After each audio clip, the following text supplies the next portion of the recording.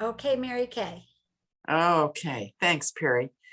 Today, we are delighted to have Nancy Hilliard Joyce, a Greenville, South Carolina native. At the age of 16, she attended the Governor's School for the Arts and Humanities. She earned her BA in art history from Wofford College and her MA in art education from the University of New Mexico. For over 10 years, she lived in Manhattan and New Jersey as a working artist. From 2012 to 2017, she served on the board of trustees at the Asheville Art Museum and was an active member of the River Arts District Association in Asheville, North Carolina. Nancy is a board member of the Governor's School for the Arts and Humanities Foundation, as well as the Cabarrus Arts Council Board. She is the art curator for boutique hotels located throughout the Southeast.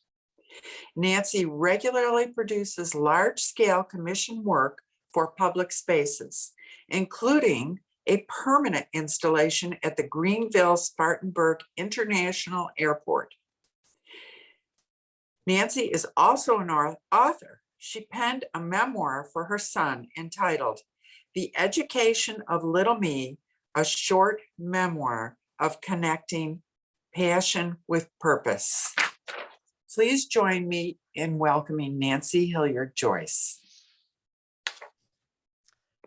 Hello, everybody. I'm going to try to share my screen at this point, and I appreciate, let's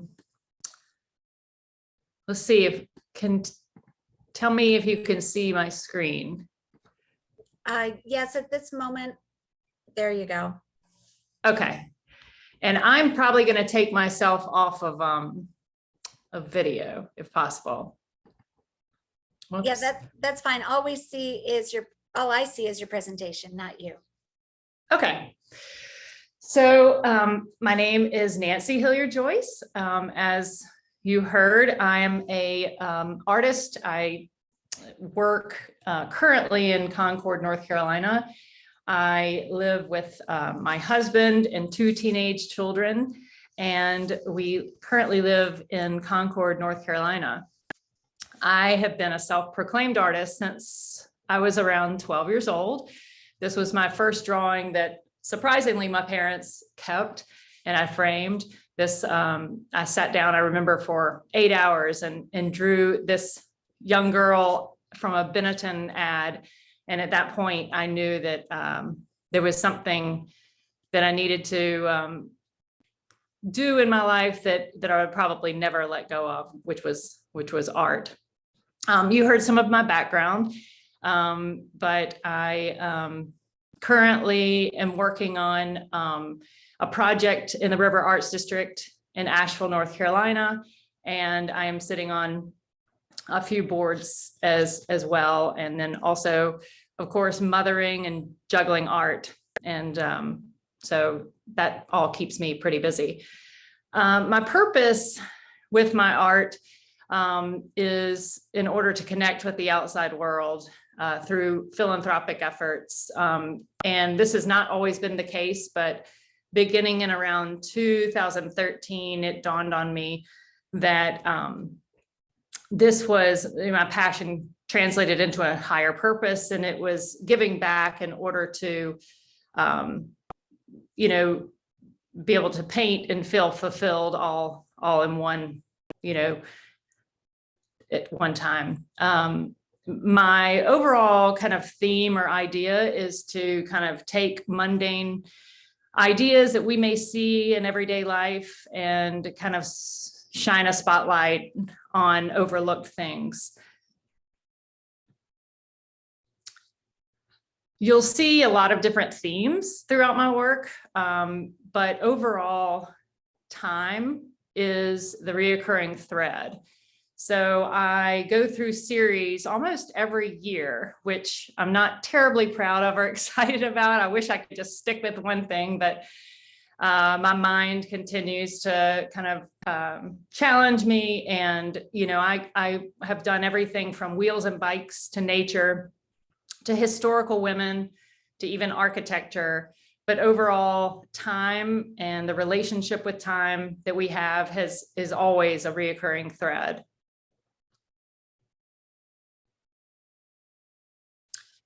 One of my first series that was pretty significant was with historical women.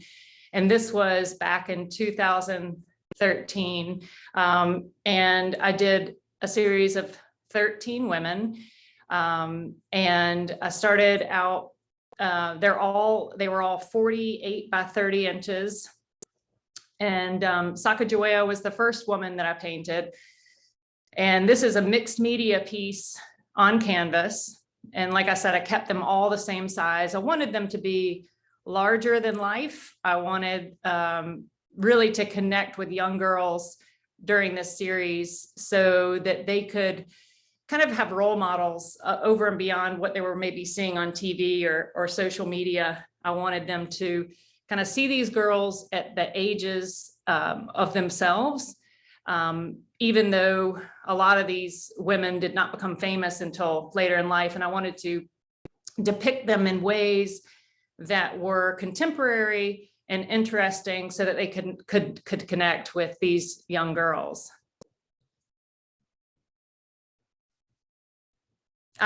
During the series or the opening, I had them arranged.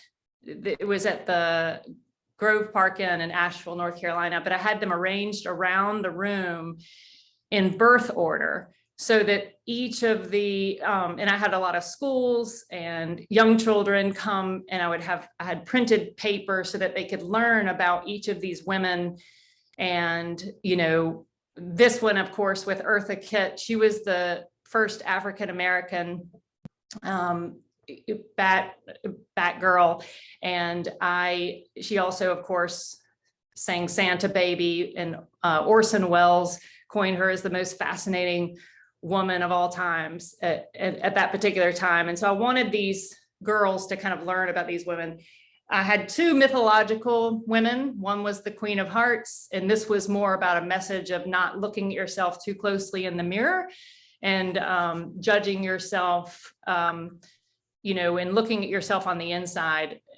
And so I had a couple messages within the series that I wanted to pass on to these girls. For this particular series, it was the first time I connected with a nonprofit, and it was Girls on the Run, which helps young girls find self-confidence through moving their bodies and expressing themselves. And I gave, I think 13% is what I gave that year. The whole theme was 13. And it was really around these girls that were just turning 13 and kind of that sort of thing. So this was the first time I really connected to a nonprofit. And to me, this was the beginning of everything, because I realized that painting for me, you know, felt much greater and grander if I was able to be able to give back to the community. This was the opening night. You can see kind of the scale of things here on the left. That's Mother Teresa. Again, I wanted to portray these women at a younger age, just so that they were more relatable. The second one there is Helen Keller. And I had Braille that was, I had translated Braille, and it was a quote from her there that it actually was tact. Yes. Oh, it was actually tactile. And then one on the right was Queen Elizabeth. So later on, I was actually on Pinterest, and this was a couple years later, and I found a drawing, which I could not find again. I looked and looked for this on Pinterest, of a little girl who had drawn a picture of a bike. And underneath the bike was a quote by Susan B. Anthony. And it said, "Let me tell you what I think about bicycling." And my screen is covering up the quote, so you can read the quote. I'm trying to move my screen down, but basically the untrammeled womanhood that women felt, and the freedom that they felt by riding bikes that was once not even allowed, you know, to them. So I was inspired by this, and the little girl was connected underneath to a nonprofit organization called Lotus Petals. And it was where they were provided in Cambodia. These young girls were provided bikes, all-terrain bicycles, so that they could safely travel from their villages to their schools. So I decided, it was probably around 2 a.m. I wrote to them. I hadn't even started one of the paintings. And I told them, in a year, I'll have an art opening, and I'd like to give 15% of everything I earn back to your organizations to help provide these all-terrain bicycles to young girls. So they wrote me back, of course, immediately, and we got connected. And that's what my next series was all about. This series was not on canvas. I did this on panel, wood panel, cradled panel. And then I took handmade paper that I purchased from Nepal online. I did not go to Nepal. And then I adhered the paper to the cradled panel. And I layered the paper almost like quilt work. And it was supposed to be, representative of these children's lives. I started out with charcoal, and I did sketches, and I wanted to keep it kind of earth tones and, show these lives of these young girls with these bikes that were mostly given to them and were way too large at first. And they would share them with their brothers and sisters and neighbors so that they could safely get to school rather than having to walk miles and find themselves in a lot of trouble as young girls along the way.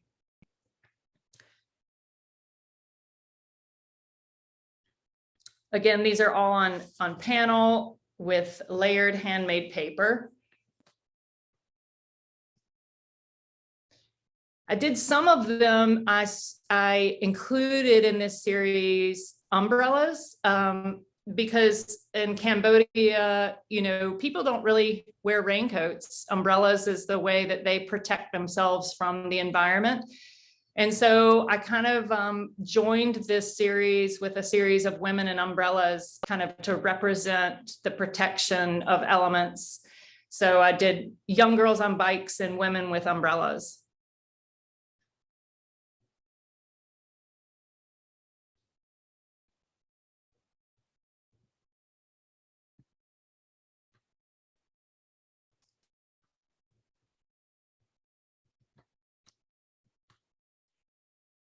This story, this is interesting. This piece, I was in the middle of painting, and I lived at the time in Asheville, North Carolina, and somebody came into my studio, and I was in the middle of painting this, and a man said, I love this painting. If I buy it, can I name it? Can I title it? And of course I said, absolutely. So he said, I lost my wife, and there's a poem that I read. I'm a widow, and he said, it's called There She Goes, and it talks about this ship that that goes out to sea, and once it hits the horizon, it seems as if it disappears, but really it doesn't. It goes to a different place and is still there. It's just that I can't see it anymore.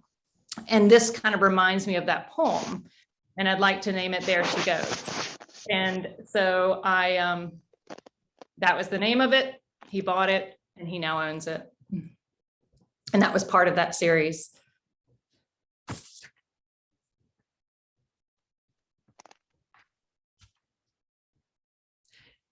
I usually keep about one painting from each series, and this one I've actually kept. This is a larger piece, 48 by 36. This is the opening at the Asheville Art Museum. I had this there at the time. It was super successful, and if people did not want to buy a painting, I had it set up so that they could donate directly. It was about $130 to provide an all-terrain bicycle to these young girls. So I was really trying to raise as much money as possible to provide these bikes. And then I went to Cambodia. So I ended up raising enough money to provide over 250 all-terrain bicycles to these young girls. And November of 2015, I traveled to Cambodia and with my mom, who decided to go with me because she was afraid of my journey alone. And so we went together, and the nonprofit organization held a bicycle ceremony, which was life-changing for me. And they had all these young girls that had qualified to receive these all-terrain bicycles. And it was an incredible time and lifelong memory that, I'll never forget.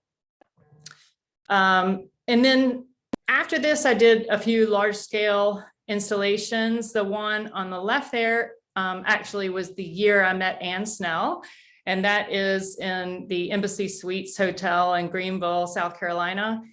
The one on the right is also in Greenville, South Carolina, and that's about 12 feet by 6 feet. It's 3 separate panels, and that's inside of a building called the One Building. And so I kind of created downtown Greenville by piecing together, the letters ONE, one.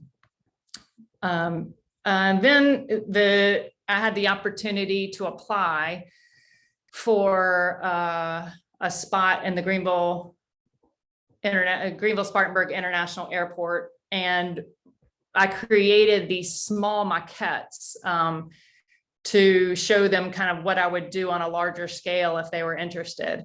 And I created a little bit more. I stayed with the bike theme, but I made it extremely contemporary. And again, I knew it would be large scale, so I wanted to do it in separate panels. And I luckily and thankfully got that. This is not a great photograph. It's a little bit blurry because it's really difficult to, I think, take a picture of a 15-foot piece. But these are 3 panels of 6 by 5. And that was installed around 2018, the spring of 2018, and they are still there. There's another one. I'd given them 2 examples of bikes at the time. Again, these are not great photographs, but they ended up accepting them both, and they're in the main concourse on either end of the airport together. And these are permanent installations. And to the right, you can see me and my family. My children are both much taller than me now, because that was in 2018. I'm the shortest in the family at 5'9", but this is just to kind of show you a scale of how large, the painting is or was. I started to move in a little bit more to nature at the time, and I was trying to keep in with a theme, and did a series of paintings called Southern Roots. And then it was about this time we moved to Concord, North Carolina, where I currently live. And this was an extremely hard move for me because I was so happy and ensconced in the Asheville, North Carolina scene. But here in the Piedmont of North Carolina, we see a lot of murmurations. And I was just fascinated by them. And I'm going to play a little bit of this video just so, I'm sure you've seen them before, but this is kind of what started piquing my interest in the next series. Whoops. We'll see if this works.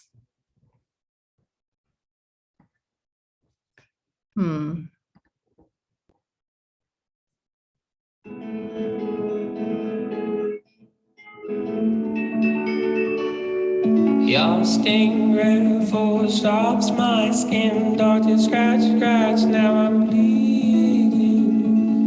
Legions upon legions of gross moon and big feeling. Are you sitting comfortably? There's bad in the room, to get me. And I'm safe from all, I stay in the chalet. And hold me tight and I'll sink in. I'm absorbed in your thinking. So I won't play the whole video, but what started then was a series that I titled In Moss, and it was abstracted backgrounds with very meticulous foregrounds. And these murmurations are created when a hawk or a predator comes in and tries to attack these starlings. And the starlings group together almost like a school of fish, and they create these undulating patterns to ward off the predator and to confuse the predator. And I just was fascinated with these because I was no longer around mountains and rivers, but I had a large sky above me. And so that's what I started focusing on at this point. And so I just did several, paintings of these. I think I ended up doing about 16 of these type paintings. And they ended up at this point, before I had an opening, they were bought by a few hospitals. And so most of these are in hospitals or places throughout North Carolina. And this is just a photograph of my studio wall at that time. And then I was asked to do a installation for the Hilton Hotel in Columbia, South Carolina. And so I did these two large 8-foot by 8-foot pieces that were installed, in these on these walls there. And then I think after this, what happened was life stopped me in my tracks. And the next slide is, I'm fine, but I don't want you to be nervous about these slides. I actually fell through my attic ceiling and I broke several ribs, and my ribs went through my spleen, and I ended up in ICU, and I lost a lot of blood and thought that was the end of my life. And I was in the middle of writing a book at the time. And the reason I'm showing you these slides is because it helped me to finish my book and to realize, life, we have to be thankful for it every single day. And I was kind of dragging this book along. And so I finally made myself finish it. This book is titled The Education of Little Me. And I was not the best student growing up. I had other interests, which were art and mostly art. And I had a very difficult time in school. My son, who is now almost a freshman in high school, at the time, he was struggling as well. And so I really wanted to write this for him so that he could know, as long as he kind of connected his passion with purpose and realized that, we all make mistakes, and to learn from our failures, that it would all be okay. They were saying that he wasn't a right fit in the school and that sort of thing, but he is pulled out of this, and he's read my book 3 times. He probably is the only person that's read it, but it was a great time to kind of finish this. That's me on the cover in the 70s, scaring a cat with a really bad haircut. So I had an opening at Main Street Books in Davidson, North Carolina, and it was great to kind of get this book out there.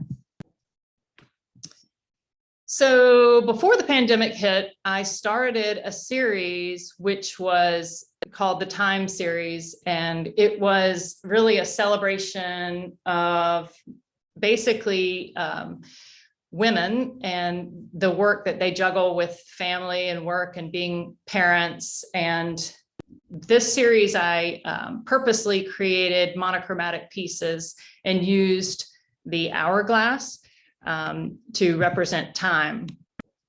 And I start out usually with my series on small pieces of paper.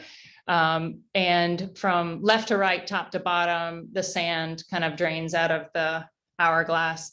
But I usually do about 12 to 30 or 35 pieces on paper before I go large scale. And other times I kind of go from large scale to small scale, depending on if a piece works, or not, and I can see that it can go large scale.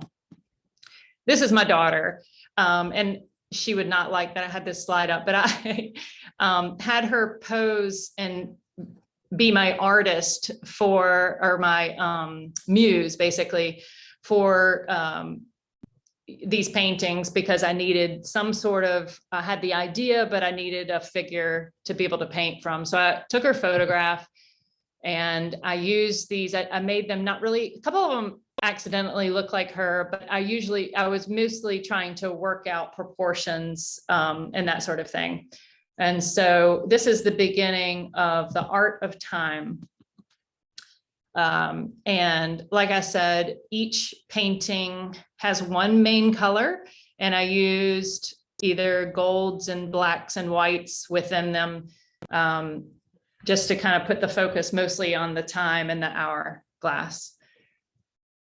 These again are on cradled panel, handmade paper, similar to the Cambodian series that I did. And this was supposed to be like the thinker. So I took that same idea, but I wanted it to be kind of in female form.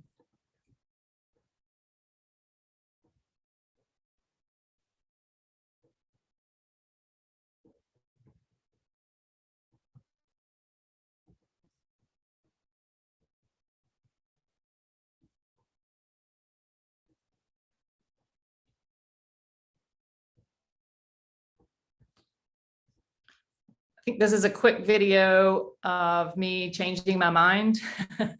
I had finished this piece, and then I decided that I thought that she would look better, or I kind of had lost track of my monochromatic, I'd gone blue and brown, and I think it dawned on me at the end of this painting that I needed to keep in the same sort of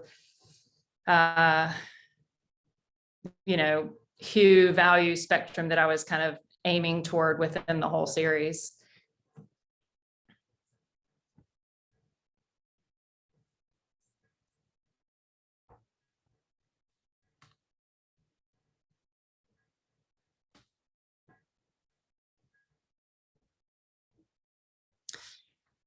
So then the pandemic hit, and it was even more interesting because time slowed down, of course, for all of us. And I'd already been painting this series of works. And so I was ending this series about the time that the pandemic was beginning.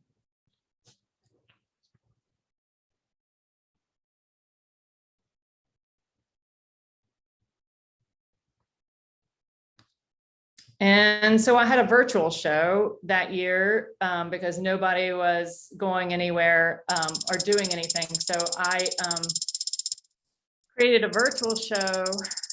I did 14 of these pieces, and I sent around this virtual show to my email list, or people that were interested in seeing the show.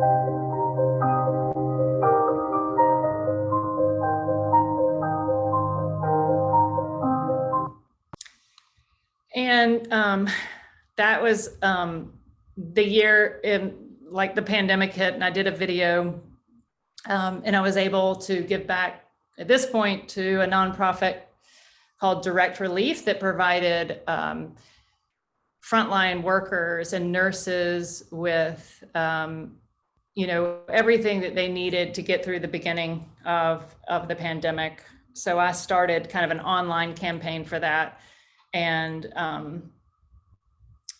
raised enough money to give them a big amount at that point. So I felt like I was making a difference, but I'm not sure if I actually did, in the big scheme of things.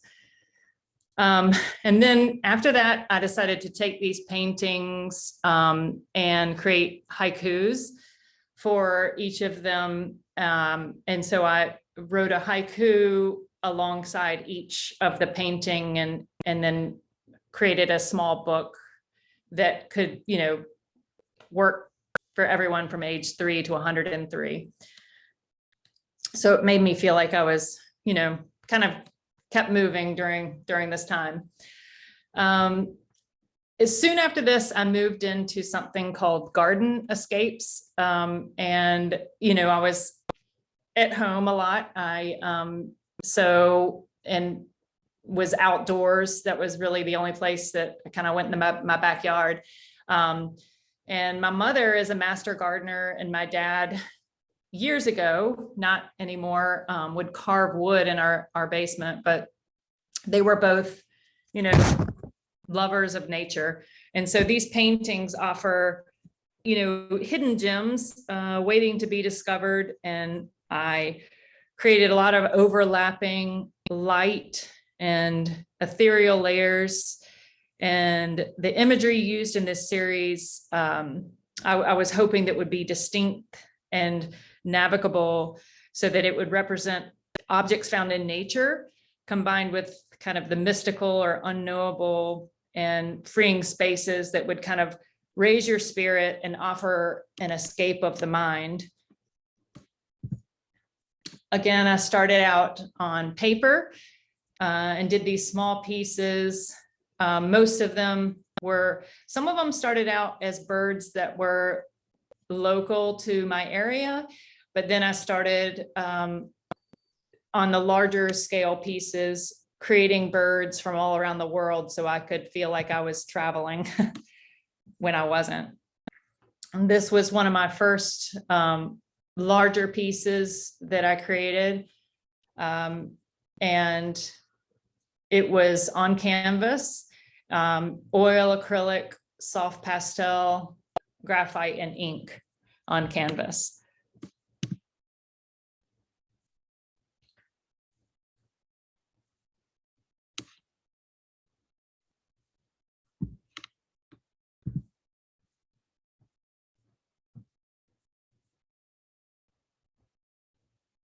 I don't usually go smaller than 24 by 24 unless it's on a paper piece. I do sometimes, but I have a very hard time painting smaller for some reason. They don't turn out, they're just different for me. But I learned a lot about birds during this time. So I became kind of a bird watcher and a bird studier. And I went online and I was constantly learning about these birds.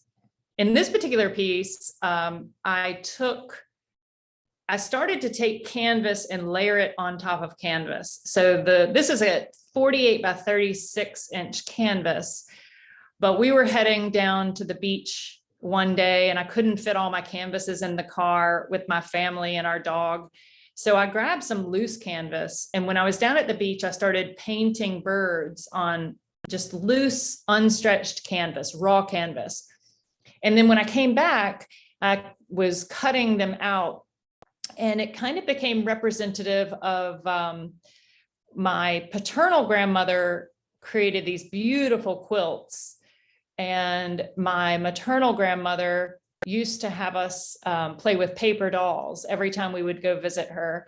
And so it was kind of a nod to both of my grandmothers when I started sewing these canvases onto the canvas, kind of a collaboration of paper dolls with quilting.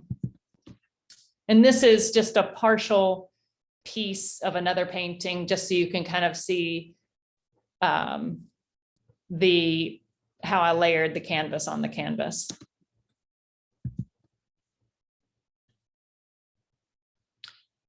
This is a painting that I did that I believe if I push play, it will show you kind of a backwards kind of step-by-step process of how I painted it. Yeah, so I took photographs kind of along the way. And that one was inspired by a, I went to the botanical gardens in South Carolina, and I'd taken a photograph there, and I just kind of, this is a little bit more surreal, of course, but I started to kind of work with planes and was intrigued by kind of,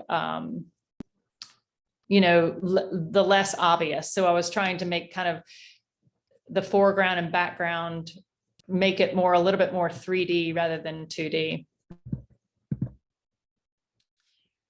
So then I started working on these Tondo canvases. I found these wonderful round canvases, and I thought it would be interesting to work on a circular plane rather than a rectangular or square plane. So I've done several pieces since then. I would say maybe 10 paintings on these round canvases. This one is titled Shadow Chaser, and this was kind of me getting a little bit more abstracted and less literal with my work. This one's called Viva.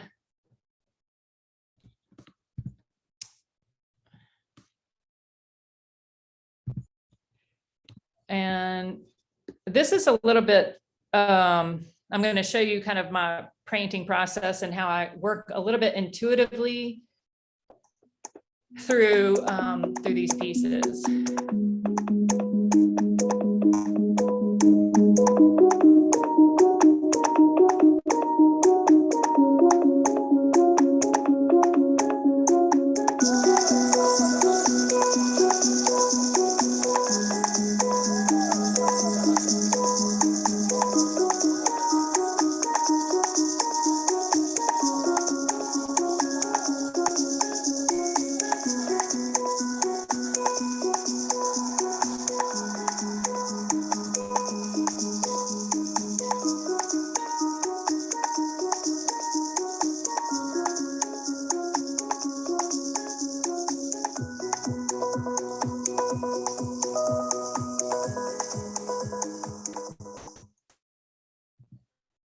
This is my studio downstairs on the left. That's my studio mate on the sofa.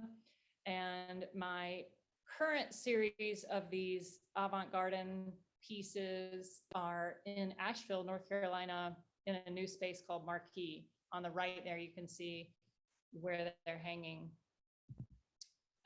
Throughout the pandemic, I decided to hang this big loose canvas on my wall. It was, I don't know, 8 feet. I think it was 8 feet by 5 feet. And I thought that I would just add to it a little bit each day. And so even though it's very different than, I guess, my other avant-garde pieces, this is called the Garden of Eden. And I started out with the apple and the python, and then from there started to just add animals and gold leaf and paint, and it took me a year to finish. There's 13 animals in there. 13 is a reoccurring number for me, as you can probably have heard, but my birthday is on January 31st. That's 131, so it's 13 backwards and forwards, and I've always just liked the number 13 because nobody else has. So I hid 13 animals in here, and it was in a show in Cabarrus County where I currently live. And it was fun for the kids to kind of try to search all these different animals, and I gave meanings behind each of them so that they could kind of read about them and learn about these pieces. So yeah, it was 90 inches by 54 inches in the end. Okay, so this is today. Today, currently, you know, I have started moving into a series of messengers in mythology. And it was a little bit by accident. I started painting on paper. I don't have those. I'm not showing those today, but it really felt like is probably, you know, a lag from the pandemic. But I felt like everybody, you know, we're all in a place of, well, we're not, I can't speak for everyone. A lot of people are in a place where, you know, it's time to come out of the pandemic and at times, but a lot of us are fearful. There's a lot of differences in the world, and people have differences of opinions and that sort of thing. And I think there's maybe some internal strife going on with a lot of us. And so I started painting. I just wanted it to be about messengers and kind of giving us all hope. And this first one is called Icarus. And Icarus is the story of a boy that was given wax wings. His father, it was told him not to fly too close to the sun or his wings would melt. He did not listen to his father. He flew too close to the sun, and you can guess the rest of the story. So that was, I'm trying to not use figures in this. So I'm trying to use only symbolism, which has been very challenging for me, but it's happening. I'm in the middle of it. This one I just finished last week. I'm trying to use also along with these messengers, and I'm trying to use a lot of geometry. And this happens to be Aphrodite's flower, that geometric figure in the background. I'm using gold leaf. And she, the shell and the water, she was born from water, and the dove and peace and beauty. And so I'm trying to use as many symbols as possible to represent these stories that were told throughout mythology. This is just a rendering online that I did. This is not a painting. And this is the one I'm currently working out in my head.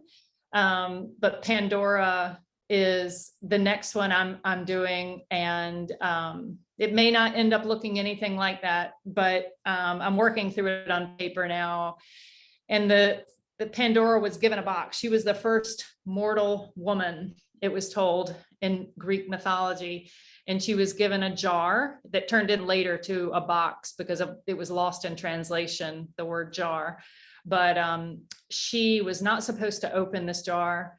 Temptation got to her. She opened the jar, and all the evils of the world were released. But the last thing that was trapped in there was hope. And so I'm trying to somehow create this on canvas so that I can kind of get that across to people. So that's it. And that's me. So any questions?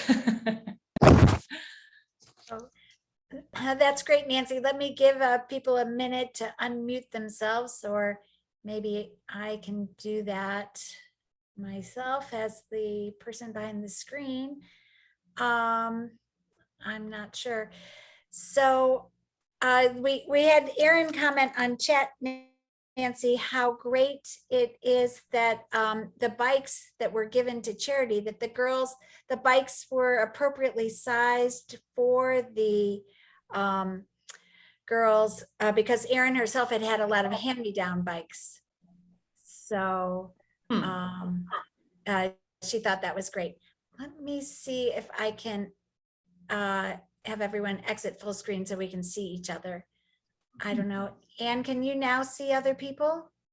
I can see you and I can see Nancy, but not anybody else. They must have stopped their video. Okay, let me see if I can unpin Nancy. Maybe send them a chat, tell them to put their video back on. Yeah, that's a good idea. Let me see if I can do something. Does anyone, Anne, do you have any questions while I try to figure out that? technical- Nancy, I was just curious on, so many of your later pieces were mixed media using oil and acrylic and ink. How did you get these materials to adhere to each other when they're It- so different? So I always start with acrylic, and then I usually move to ink. And the very, very last thing I put on there is oil or oil stick. And then I found a challenge when I was using soft pastels. And so I had never used a spray adhesive before, but what I've been doing before varnishing is laying them flat and spray varnishing them to set everything. And then once that's completely dry, I go over them again with a liquid varnish. Wow, But that's quite a I know process. well, it is a process, and it's I'm obviously non-traditional, and a lot of the times, I mean, I didn't include a lot of paintings that I did years ago. I don't remember what years it was, 15, 16, where I was actually hammering into paintings with tacks, and I was tying off edges. And so I've kind of, I'm a little bit of an experimentalist. It doesn't always work out for me. Well, it worked So, out great on these pieces. You're nice. Thank you. Nancy, if you could stop sharing your screen, we might be able to get back to Okay. the. Okay. Are there other questions for Nancy? Hey, Nancy, it's Suzanne. I just wanted to say how much I enjoyed your presentation, but also, and hey, when you stopped sharing, we all came back. It was really nice to hear how much you gave back. It's really nice just to hear somebody that, it's not just all about them, that you actually had some motive behind what you were creating for the, I guess, greater good. I really appreciate that as a fellow artist. Thank you. Oh, you're welcome. I have gone, vacillated with that thought a lot, because I oftentimes feel, for me, and this is obviously not for everyone, but I kind of feel, I don't have a purpose in this, or if it's not, I kind of feel like I'm greater connected to the world if I can give back in some way. So I appreciate that. It makes me feel more connected to the world. And someone has a question about the Tondo canvases. That's very unusual. Where do you find those, and what sizes? So I found them at dickblick.com. You can find them smaller, but I think they're up to 46 by 46 there, and they ship them. I always, keep the boxes in case I need to ship them back. But I have enjoyed working on those, and they come stretched and ready to go. And I think they're just a fascinating kind of way to work on art, which is different, not having those parameters. Yeah, it must be different to compose and create a composition in a round space rather than a square or rectangle. It really was at first, and now I'm almost that's all I want to do. But I'm not sure, I guess as all artists, you can relate to, is this something people want to hang in their houses, or is this just something I'm enjoying on my own? So I think with Pandora's box, I may go back just because it's within a box. I think I'm going to go back to a square or a rectangular canvas on that one. That makes sense. Are there other questions for Nancy? I have one. Where is your book, The Art of Time, available? Is it available commercially? It is. So on Amazon, you can go to Amazon and I think you can either type in Nancy Hilliard Joyce or you could type in The Art of Time. Okay. And it should pop up on Amazon. I'll do a Thank you. search right now. That was a very impressive video you put together. Were you actually in a gallery space that was empty because of the pandemic and you hung all that artwork? Or was it? No. Are you fake? talking about the virtual one? Yes. No, that was fake. Okay. And so I had I found somebody online and I sent him all of my images. And I said, you know, can you make this into a virtual show? And then he sent back the video, and we That's kind of went amazing. back and forth. Yeah, it was perfect for that time. It Yes. was. Well done. Thank you. Yeah, for sure. And you were able to raise money. So that's amazing. Yeah, it was, you know, amazing. Sometimes I can't believe, you know, I sell paintings at all. So I still am surprised, you know, every time. Oh my gosh. Well, you shouldn't be surprised. The artwork is really interesting with all of the different layers and the themes and the thoughtfulness that you put around the names that you choose. Erin pointed that out in the chat, you know, session, that you are, you know, thoughtful about your wordplay as well as the creative images. Yes, I think titles, sometimes words come to me, ironically, words come to me easier than sometimes I can get the visual, but I mean, as artists, you know, sometimes we have these amazing visual ideas and it's hard to translate them onto canvas or paper. And they always look different when you translate them visually. So sometimes my words come a little bit easier for me. And we have a question in chat about the amount of planning time for your pieces. It appears that you must spend a fair amount of time thinking ahead and planning. Can you talk about that?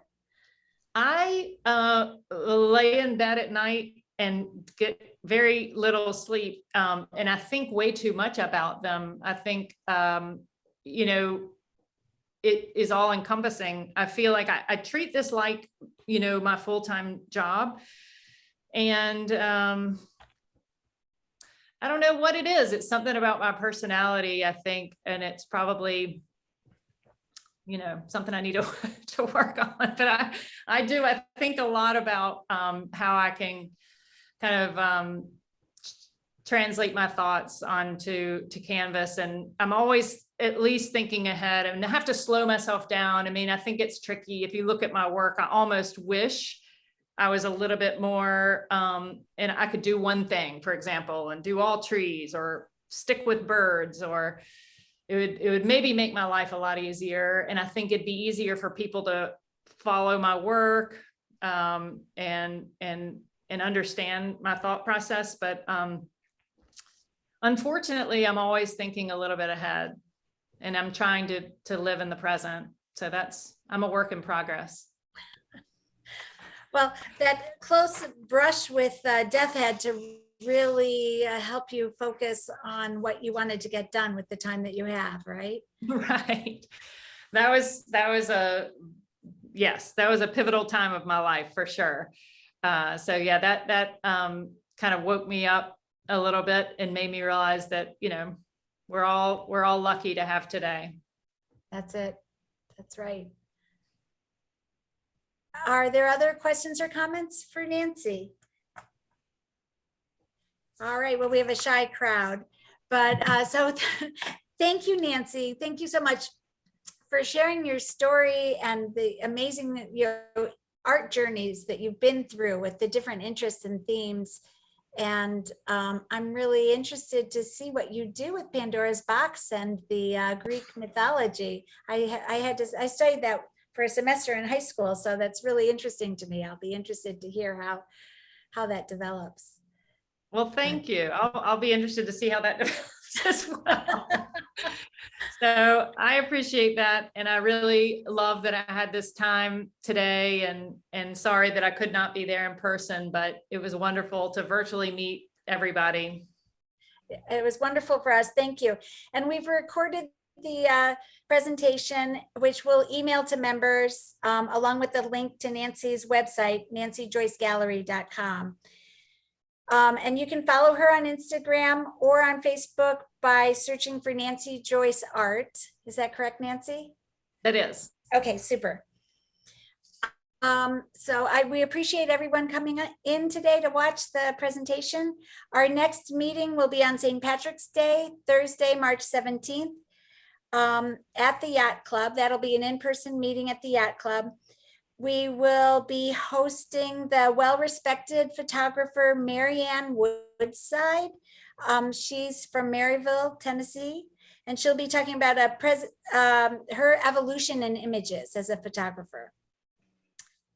Mark your calendar for the third Thursday of the month of April, so the following presentation, which will feature Jerry's Artorama, who is our local retailer of professional art supplies. He'll be coming in with some new products and free samples. So come on down in April as well at the Yacht Club. We're already booking for 2022-23 monthly programs, presentations. So if you have any suggestions for an artist presentation, please email any of the board members. Thank you again for joining us today, and we wish everyone a great day. Thank you. Bye. Bye. Thank you. Bye. Good to see you. Bye. Bye. Bye.